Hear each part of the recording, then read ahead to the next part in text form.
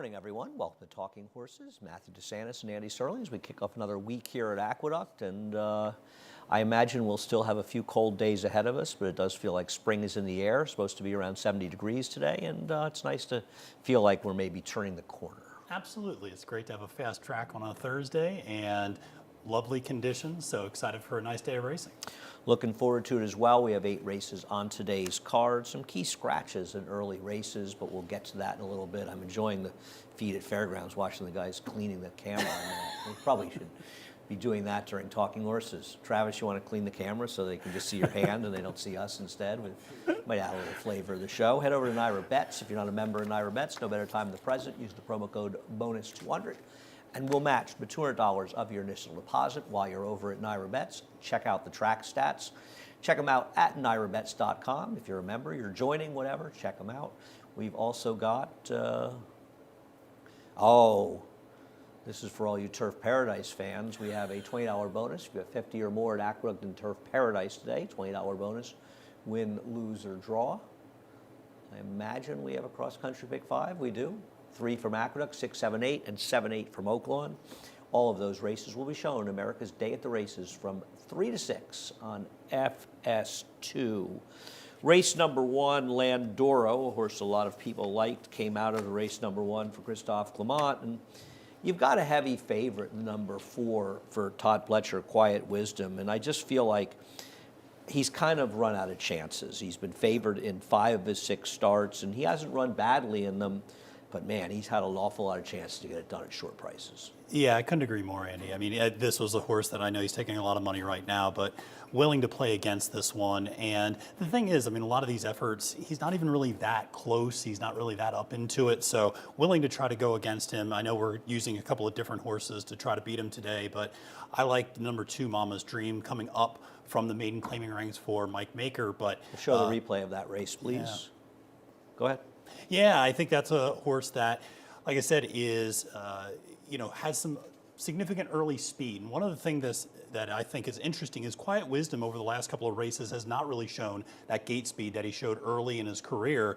And so Mama's Dream should be able to get out and get all comfortable in the front end and try to replicate that effort that was nearly able to pull off last time out. So going to use a horse that I think has some early speed in this race. Well, if he runs the race he did last time, he has early speed. I can't deny that, though I imagine Kendrick is going to be fairly aggressive with Quiet Wisdom. So while I'm not saying he's going to be on the lead, I don't think he's going to be far from Mama's Dream, and he could even be in front of that one, depending on how aggressive Dylan Davis is, and we'll see. My problem, I don't want to pick Quiet Wisdom, and when Landoro's scratched, you're sort of left with either the 2, 3, or the 5 as the alternatives. And the problem I have with the Mama's Dream race is, and I am not saying this is a criticism of Beyer Figs. In fact, Craig Milkowski makes the Time from US Figures, basically agrees with Beyer and gave it a similar number. I'm just a little bit suspect of a lot of figs in a lot of these races we ran over the winter when the track was exceedingly slow and it seemed like variants were changing throughout the day. And in no way is this a criticism of, I can't imagine how difficult it's been for figure makers to make figures throughout this winter. And it's just a little bit tough to swallow that fig, to be honest with you. Is it possible it's accurate? Absolutely. And if it is, she's probably going to win this race. And he finally showed something after 3 races of just stinking the joint up. And maybe, maybe he just turned his life around. And I'm not going to be surprised when he wins. And I agree with you that he is the most logical, and the public's going to agree as well, alternative. Having said that, I don't need him at a short price.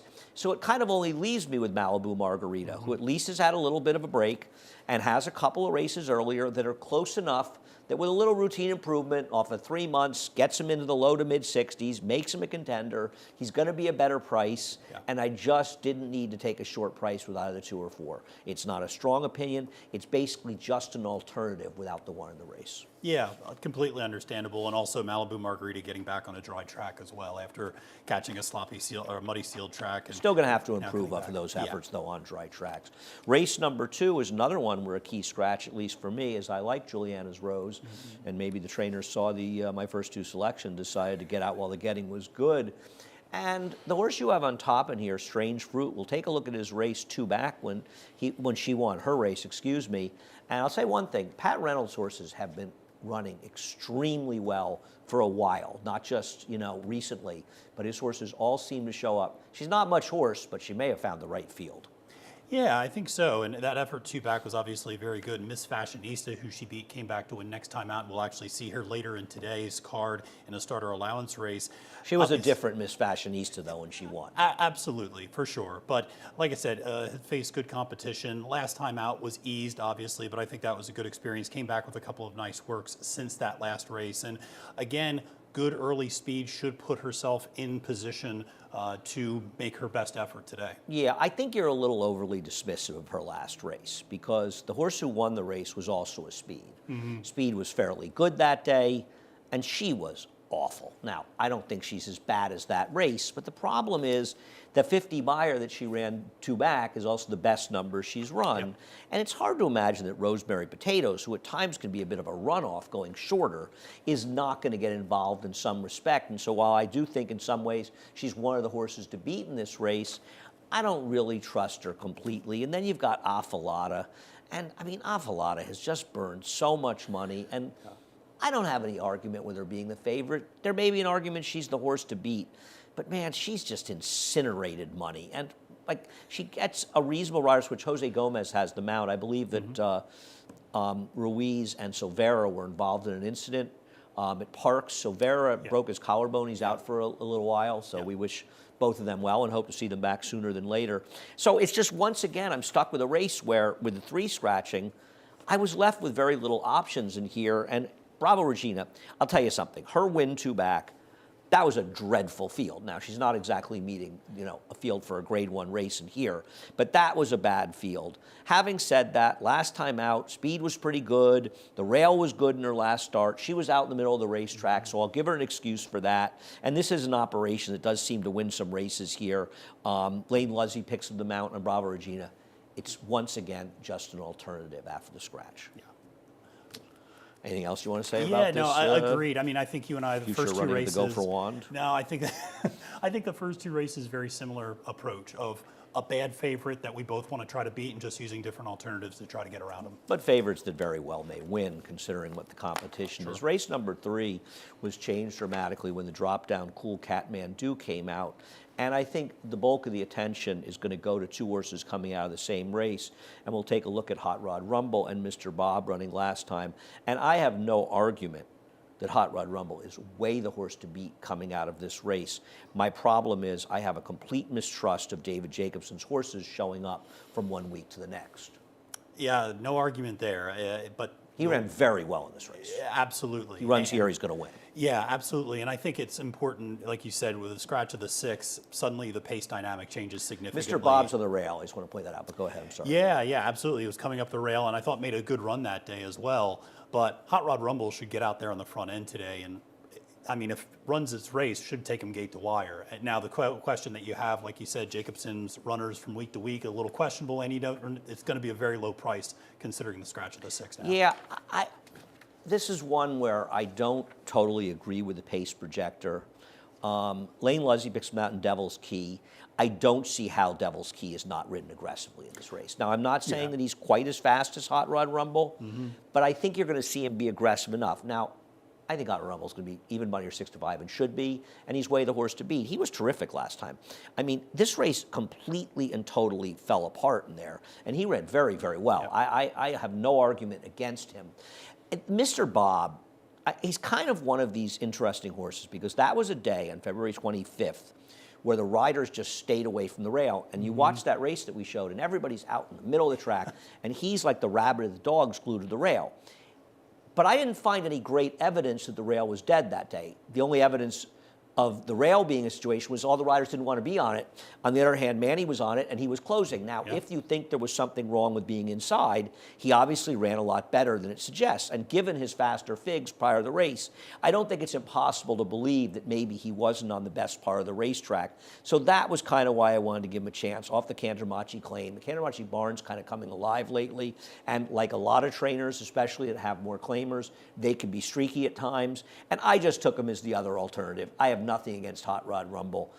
I just took him as the other horse because I got to tell you, I'm not making a case for anybody else here. I don't know about you. Yeah, no, I thought this was a two-horse race as well. I saw the 1 and the 3 being significantly above everyone else in this race. So it's just a matter of whether or not, to your point, Devil's K maybe applies a little bit of pressure, softens up Hot Rod Rumble on the front end, and maybe Mr. Bob then is able to make that bid from off the pace to get the job done today. See what happens in race number 3. Race number 4 is another race on paper that is a relative two-horse affair. And speaking of figs, I think it's important as we show Princess Vino, a horse we both picked second, to discuss her last race, because this was, and I'm not, once again, let me be clear, I'm not criticizing any figs, but this is one where Beyer played it differently than Timeform. And for people that aren't aware of it, you can look it up. There was a 1 1/8 race for the boys in race number 1 that was run 3 seconds faster. And if they played it straight off that fig, I think this figure would have been around 50. And while Craig bumped it a little bit from that, Beyer split the 2 races, and he gave the horses 69. Now, to be fair, Just Music, who was second, came back and duplicated the 60 that she ran in that race. So Beyer may have gotten it absolutely right. And if he did, she really is the horse to beat. But man, I mean, this is a horse that was just stinking the joint up. And the other problem is, not only would she have been basically a form reversal, but she did it around 2 turns. And now she goes back to the 1-turn mile race. And while distance is distance, 7 furlongs a mile, she runs back to her high 40s to low 50s. She's not winning this race. She runs a 70 Beyer, she's probably winning. And I just didn't want to trust that that's going to happen again. Yeah, I couldn't agree more. It was so interesting. I picked up on the distance dynamic as well, now going back to a 1-turn race after breaking the maiden at 9 furlongs. And obviously going against winners now for the first time is going to be a little bit tougher. And whenever you see a horse, or at least whenever I see a horse that has one speed figure that looks anomalous, I kind of am willing to play against that horse to have that horse prove to me that they can back up that effort next time out. Well, especially when you have a situation like the one, and like I said, I'm not... Sure. I wouldn't want to make these numbers. And I think it's very fair to suggest that 3 seconds difference is a lot, you know? And so you want to, especially with the horse winning by as much as she did, I kind of want to see it again. And we'll take a look at Money Grab breaking her maiden. You know, Money Grab had legitimate trouble down at the start in her last race. Didn't run that badly when she ran in the Gin Talkin' down in Laurel. And I don't know, I just feel like she might be a little more reliable. She had some legit trouble last time, made that big run up the inside before falling apart, and obviously coming out of a much tougher field. Yeah, much tougher field, and obviously 2 back, you said the Gin Talking, running against the boys down at Laurel. Now Horacio De Paz. No, she was running against girls. She was not running against okay, I'm sorry, yeah, so state it was state bred, apologies. But obviously gets the blinkers put on now as well, so might be a little bit more forward, helps keep a little bit more focus. But she's supposed to be in front, isn't she? Yeah, I would imagine so. I mean, she's got the natural early speed, so you think the blinkers are only going to accentuate that, put her out on the front end. So I really like her a lot. I always like the De Paz barn. I mean, those runners tend to run very honestly and very consistently. Though I have to admit, I told Horacio I was optimistic that Be Your Best would win a grade stake this year. I'm losing hope. If somebody wins this race besides those 2, it's going to be an upset because the others appear, at least on paper, to be a bit overmatched. We'll see what happens. Race number 5 will close out the early pick 5 and kick off the late pick 4. We'll come back after a quick break. For almost 150 years, the Saratoga name has been synonymous with the finest quality, sustainably sourced spring water available anywhere. Saratoga carries on the rich tradition of its forefathers by crafting each stunning blue glass bottle with the same attention to detail and care that has been its hallmark for generations. Visit SaratogaSpringwater.com today or ask for us by name at your local market or restaurant. Saratoga Spring Water. Make every day exquisite.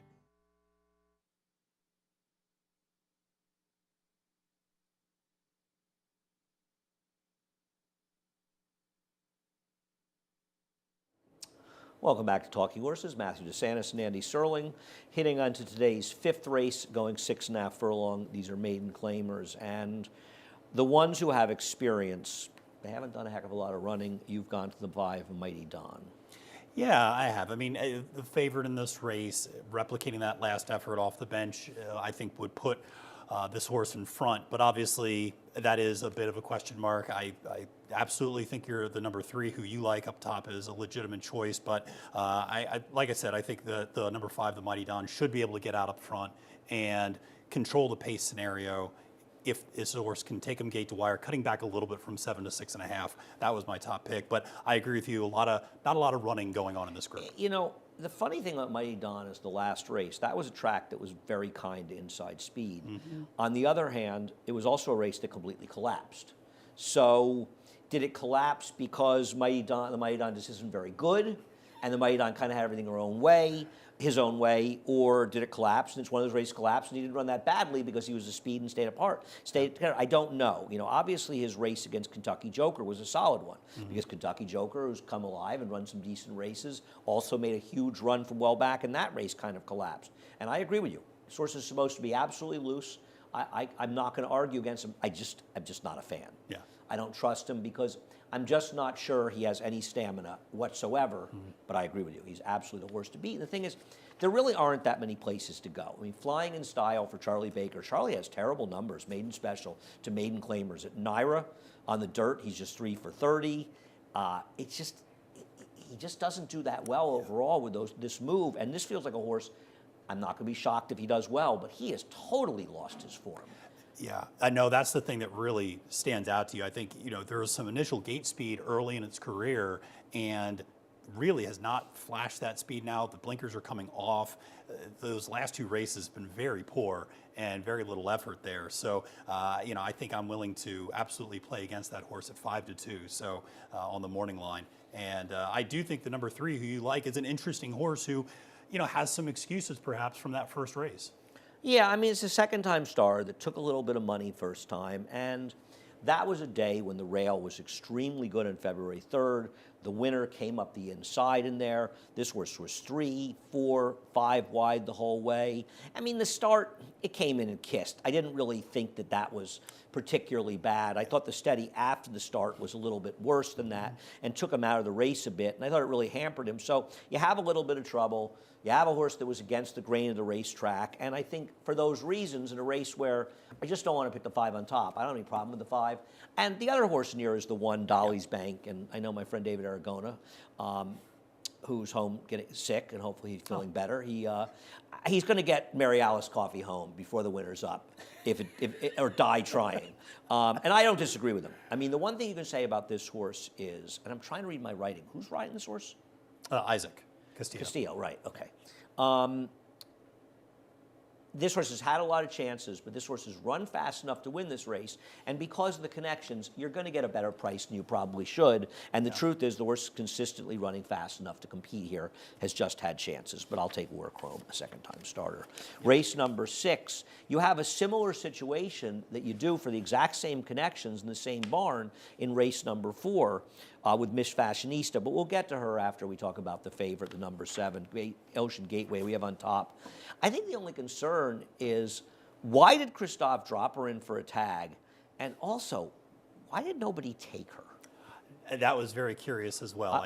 I thought somebody would take her. And it seemed like a horse that would obviously be claimed, obviously got out of that and just obviously decimated that field in the claiming 40 last time out and is clearly much the horse to beat. But, it should be noted, this horse, has been favored in 2 other races besides that last one and, failed to deliver a win in those instances. But in this field, if she's able to replicate that last effort or even potentially that effort 2 back, which was not great, but again, significantly better company, she should be the horse to beat. And, I agree. Her second race 2 back to has a terrible field, but she had run decently to begin her career. Yeah. She's obviously got some issues. And, once again, her chief rival, and David has them a very big gap. I thought maybe Miss Fashionista would be closer. And I'm curious if they're going to be that far apart because it's Todd Pletcher. So it's not like it's a trainer that doesn't get a lot of attention. And Miss Fashionista ran big last time. The question with her, and it's not that dissimilar to the horse in the 4th race, where did it come from? I mean, her really, because she was awful. I mean, when she lost to Strange Fruit at 3-5, that was like utterly embarrassing. Yeah. And then Suddenly, she looks like she shot out of a cannon in her last race and runs a hugely fast race, far faster than she's ever run before. So is she a new horse? And if she runs back to this race, she can beat the number 7. And I don't think there's supposed to be that big a gap between their two prices, and I don't think there's going to be. Yeah, it's interesting. The only thing I can think of when I was looking through her racing lines is if you look 2 back, it was a good track, so there's a little bit of moisture. Then she was in a turf race. Then she was on a sloppy sealed track. You know, her other time on a dry, fast track, she finished second With a against Maine 45 Special, Beyer? Admittedly, with a very low buyer. I'm But just a trying long to time find. ago. A I'm long just time trying ago. to. Yeah, I'm just trying to find excuses here. No, that's fair. To go. Maybe that's what precipitated the perk up. No, I think in that's this case. reasonable. That maybe a dry track is really what she needed. On the other hand, it was a good harrowed track, 2 It back. was. So I don't want to give her. But that's not unreasonable if you're looking for reasons. And she lost to Swedish Princess, who's pretty good, and it was as a 2-year-old. So I don't think it's totally ridiculous to suggest that. Having said it, I kind of want to see it again, so I didn't even put her second, and I put Miss Christie second, who I just thought was coming out of a 1.125 race, cutting back to a mile, might give her a chance. I'm going to be very interested to see what both of these horses, Miss Fashionista does and Princess Vino, because I'll be curious to see if they're new horses or they revert to their former form. Absolutely. Race number 7. Race number 7 is a fun race. We'll start by looking at the number 3, Coppa Girl, who is the favorite in the morning line. I don't have a real problem with her. She's a logical horse. I don't know. I just thought she'd probably be overbet as a Brad Cox horse, so I tried to beat her, but I'm not against her. Yeah, I think she's going to get overbet, obviously, because of those connections that you mentioned. I also think this is probably maybe a little bit of a tougher field than she faced before Definitely is. last time out. But, you know, the other interesting thing is Manny Franco hops and stays on the number 5 rather than staying aboard wait a second. the 3, Wait which a is second. kind of interesting. You don't think that he's more likely to ride for Chad Brown in New York than Brad I think he Cox? is, but he's Cox's number 1 guy up here. Okay, But for I agree with you. For the 1 horse he runs a week as opposed to the 5 that Chad runs a week. No, I that get Manny it. gets to I ride, get it. and Yeah. with all due respect to Brad, who's Yeah. a terrific trainer and a perennial Eclipse Award nominee, he's not going to run as many horses No. in New York. And Manny has won a lot of races for Yes. Chad Brown, and he's going to ride for Chad over Brad Cox. Yeah. Unless he's already committed beforehand. Yeah. And you also don't know when they were going in the race. Yeah, So for I sure. don't want to make too much of that rider change. Yeah. We'll see. I'm going to take Spikes. I want to show Spikes' last race. The thing Mm-hmm. I like about Spikes' last race is that she really tried to win this race. Unlike sort of Movie Moxie, who just kind of sucked up and got second over her, Yeah. you know, Spike actually made a run at the heavy favorite, Saddle Up, who galloped in here. And she was one of many that came back in the Azeri and stunk the joint up. So I felt like she ran a much better. Movie Moxie's pretty good, and I thought she ran a better race off the layoff. Now, to be fair, John Terranova has very good numbers off of layoffs. His barn does really well, but she's always shown some ability. I like the effort off the layoff, and I'm just hoping she's kind of turning around. The truth is, I have a bit of a thing for this horse, and I kind of like her, so I took her on top. It's all right to have a thing for a horse, and so no, I think you would expect an improvement second off the bench after a pretty significant layoff too. This wasn't just a 10-week freshening. I mean, this was a very significant 10-month layoff. So you would expect an improved effort next time Not out. always. I mean, it's hard off layoffs. I mean, Yeah. a lot of horses will run reasonably well off layoffs and not come back as run well and run well in their third start. Some horses will Right. benefit a lot. I think that people take for granted that second-time starters run better, and I think this is a mistake that we see being made frequently up in Saratoga. They see a horse win its maiden first time, and they say it's going to improve second time, and especially with fillies, Yeah. for the most part, they take a step back. But boys too. Think of, I know it was a fast pace, but think of what a stinker the Hopeful was. Think of how the horse that won the Schuylerville in her first start, she didn't run a step in her next 2 starts. A lot of horses that break their maidens as 2-year-olds first time out do not come back and duplicate those numbers. So this is a different story. They're more Yeah. experienced. Your horse, Tough Street, here she is beating Buston Bay. Buston Bay ran third. Talk about her. Yeah, so this is a horse also second back from a little bit of a layoff. So, disregard everything I just said based upon what Andy just mentioned. But, this is one who I think this is the right distance for this horse. 4 for 8 winning, 1 for 8 winning at all other distances, has been running competitively at this level. I just think, 3 to 1 on the morning line. We mentioned how we think Coppa Girl is going to take a lot of money because of the connections. I just felt that this might be a viable alternative, sitting that tracking trip off the pace and then making a move late. But I just thought Manny is going to give this horse a pretty good ride, making sure aggressive, close, and then be able to make a move at the top of the stretch. A problem for both her and Spiked is in some ways the scratch of Gimme Kisses. Yeah. Because Gimme Kisses was the horse that was going to apply pressure on the 6 Crypto Mama, and I'll get to her.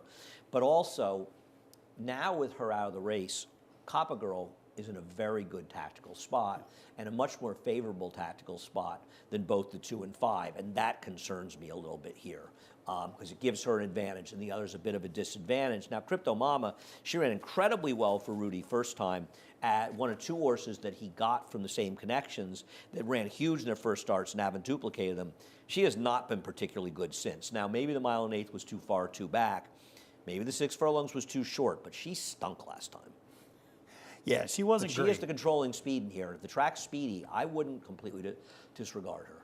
Yeah, and I think, again, very similar to another horse we talked about earlier, you look, those last 2 races were over off tracks, a sealed track and a good track. Maybe getting back to a mile on a fast track, you start to see them replicate that effort of that 79 buyer. But I agree, the scratch definitely changed the complexion of this race in terms of the pace scenario. Yeah, it helps the 3. It helps the 6 also. And then there's Towhead, is it? Towhead? How do you pronounce that? It's Dr. Schivel, Dr. Scheibel discussion. But I say Towhead. But, that's a horse that, you can obviously scratch what this horse did last time out. Rearing up at the start was a non-starter. A horse has run against very good competition going back and is second back from a significant layoff. Obviously, last time running at this optional claiming level, you saw this is a horse that got the job done at Oaklawn, going a mile and a 16th. So I just thought, as a horse to use maybe underneath at a little bit of a price was interesting. No, I agree. I think she's a little bit interesting in here. It's hard to know what to expect from him. Even Busted Bay at times has run reasonably well. It's a pretty competitive race. Race number 8. Race number 8. I'll start with Don Vino Vici, and I feel for my friend David Aragona because he's taken a lot of tough beats in the last few weeks, and he took one here. He bet the best horse last time. Don Vino Vici, in my opinion, was far and away the best race. My problem is, I don't think it's likely that there's nobody in this race that is not significantly better than the horses from this race. I know the Mott horse got a very good trip to win and was fortunate to win, but these horses had little credentials going into the race, and I'm just afraid for a horse who should have gotten it done last time. Yeah. Through no fault of his own, the other horse had to get a perfect ride from Jose Lezcano to beat him by a zop. I just am afraid that last time was the chance, and I think this is a tougher field. You've gone to the 3, Allegrini.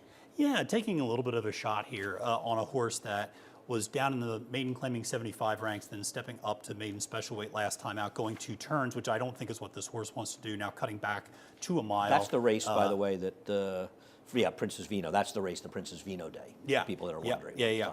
And so now cutting back to, like I said, a mile and dropping in class even from that initial maiden claiming 75 to a maiden claiming 40. I just think blinkers now go on. This horse should be a little bit more forward. And I just, like I said, I'm a little suspect of some of the other horses making a big drop very quickly in their careers, and just thought this horse at 6-1 on the morning line presented at least a little opportunity for some value in this race. No, I've got the horse 3rd. I see it. I mean, I think the horse that'll take a lot of money in here is likely to be the 6 Apuro. And I don't have any confidence this horse is very good. Todd ran on synthetic first time out. Then, I mean, to be fair, that race last time did fall apart. Yep. Those horses are okay. I know that Jason Sharp didn't win, right? But I don't think No. ran that badly in the subsequent start. No. I can't remember that well. I get that horse. I don't love the horse, the fact that horse started his career in the synthetic, he can win. Strategic Decision is announced as a Ridgeling. I don't think he was a Ridgeling first time out, and it does make you wonder a little bit considering how badly he ran. I looked up some stats for Chad Brown, and we'll show you his maiden special weight to maiden claimer stats in routes. They are exceedingly strong when he makes this move. Now, I know the horse didn't run well, and he's a good magic. They're dropping down, obviously, after being eased. And listen, maybe he can't run, but these stats are so good for Chad Brown. Second time starting, maiden special, maiden claimers in the dirt. He's 6 for 21. He's 3 for 11 with second time starters. The percentages are very, very good with these kind of moves, and the horse isn't going to be favored. So I just took the horse because I wasn't thrilled with any of the others. We'll see what happens, but I'm sort of with you. 3, 5, and 6 was where I would go in this race. I had nobody else to talk about. I mean, I wanted to try to give Conflicted a chance, But I looked up some stats, and Ken McPeak's stats, his maiden special and maiden claimer, for instance, here's one. Second start dirt routes, he's 2 for 16. Overall, second start maiden special and maiden claimer of the dirt, he's just 5 for 37. And while he has good stats making the drop, the second time starters are not good stats for what it's worth. Yeah, no, I also tried to make a case for conflicted 8-1 on the morning line and just couldn't really get there. Another stat I'll throw out regarding the number 1, Don Vinovici, who's getting the blinkers taken off. Dominic Schettino is 0 for 29 the last 5 years with that move. So another kind of thing just to keep in mind when you're handicapping this race. All right. Thanks, Matthew. Appreciate you filling you, in Andy. for Paul. Anyhow, head over to Naira Bets. If you are not a member of Naira Bets, no better time than the present. Use the promo code BONUS200 and we will match $200 of your initial deposit. While you're there, you can check out Matthew's track stats over at NairaBets.com. We have a $20 bonus if you bet 50 or more at Aqueduct and Turf Paradise. Got to opt in over at Naira Bets for that as well. We have a cross-country pick 5, races 6, 7, 8 from Aqueduct, races 7, 8 from Oaklawn. All of those races will be shown on America's Day at the Races, 3 to 6 on FS2. We're done. Chris Griffin, though, he is just getting started. He's excited. He's doing calisthenics. He's doing whatever he does upstairs. He'll be up in about 10 minutes with a reprise of the Scratch and Changes. Have a great day. For almost 150 years, the Saratoga name has been synonymous with the finest quality, sustainably sourced spring water available anywhere. Saratoga carries on the rich tradition of its forefathers by crafting each stunning blue glass bottle with the same attention to detail and care that has been its hallmark for generations. Visit SaratogaSpringwater.com today or ask for us by name at your local market or restaurant. Saratoga Spring Water. Make every day exquisite.